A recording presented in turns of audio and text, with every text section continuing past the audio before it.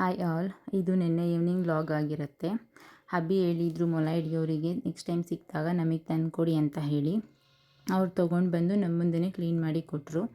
Clean ಮಾಡೋದೆಲ್ಲ video ಮಾಡ್ಕೊಳ್ಳೋದಕ್ಕಾಗಲಿಲ್ಲ ನನಗೆ. ಇನ್ನೂ ಗ್ರೇವಿ ಮಾಡ್ಕೊಳ್ಳೋಣ ಅಂತ ಹೇಳಿ ಸ್ವಲ್ಪನೇ ಇತ್ತು ಮಟನ್, ಸೊ ಹಂಗಾಗಿ ಗ್ರೇವಿನೇ ಮಾಡ್ಕೊಳ್ಳೋಣ ಅಂತ ಹೇಳಿ ಗ್ರೇವಿಗೆ ಇಲ್ಲಿ ನಾನು ಮೊದಲು ಹಸಿಮೆಣ್ಸಿನ್ಕಾಯಿ, ಸ್ವಲ್ಪ ಬೆಳ್ಳುಳ್ಳಿ ಮತ್ತು ಕಾಳುಮೆಣಸನ್ನು ಜಾಸ್ತಿ ತೊಗೊಂಡಿದ್ದೀನಿ. ಇನ್ನೊಂದು ಕಡೆ ಗ್ರೇವಿಗೆ ಸ್ವಲ್ಪ ತೆಂಗಿನಕಾಯಿ ತುರಿ, ಒಂದು ಟೊಮೆಟೊ ತೊಗೊಳ್ತಾ ಇದ್ದೀನಿ, ಸ್ವಲ್ಪ ಚಕ್ಕೆ ಲವಂಗ, 1 ಸ್ಪೂನಷ್ಟು ಉರಿಗಡಲೆ ಸೇರಿಸ್ಕೊಂಡೆ. ನಾನಿಲ್ಲಿ ಖಾರಕ್ಕೆ ಹಸಿಮೆಣಸು ಮತ್ತು ಕಾಳುಮೆಣಸು ಬೆಳೆಸಿರೋದ್ರಿಂದ ಹಸಿ ಧನಿಯಾ ಪುಡಿ ಮಾತ್ರ ಹಾಕ್ಕೊಳ್ತಾ ಇದ್ದೀನಿ.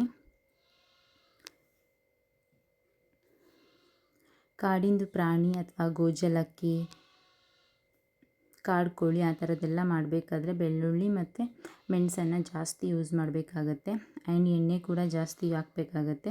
ಹೆಂಗಂದರೆ ಅದೆಲ್ಲ ಕೊಲೆಸ್ಟ್ರಾಲ್ ಫ್ರೀ ಇರುತ್ತೆ.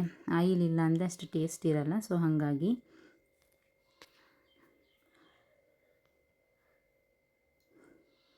ಎಣ್ಣೆ ಕಾದಿದೆ. ಇವಾಗ ಈರುಳ್ಳಿ ಹಾಕ್ಕೊಳ್ತಾ ಇದ್ದೀನಿ.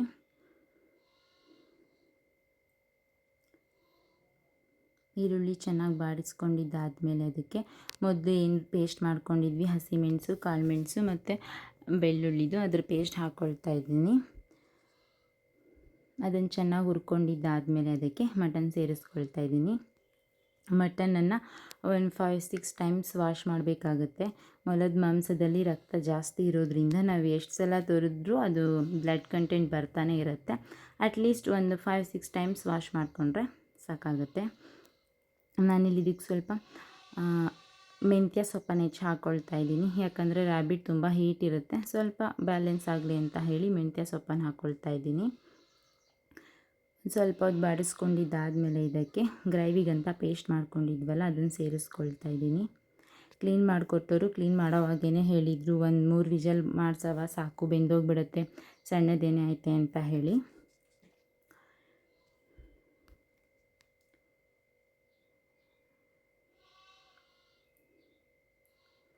ಲಿಡ್ ಕ್ಲೋಸ್ ಮಾಡಿ 1-3 ವಿಷಲ್ ಆದಮೇಲೆ ಓಪನ್ ಮಾಡ್ತಾ ಇದ್ದೀವಿ. ನೋಡಿ,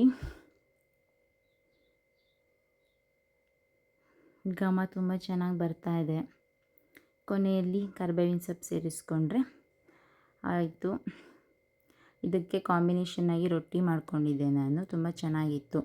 ಥ್ಯಾಂಕ್ಸ್ ಫಾರ್ ವಾಚಿಂಗ್.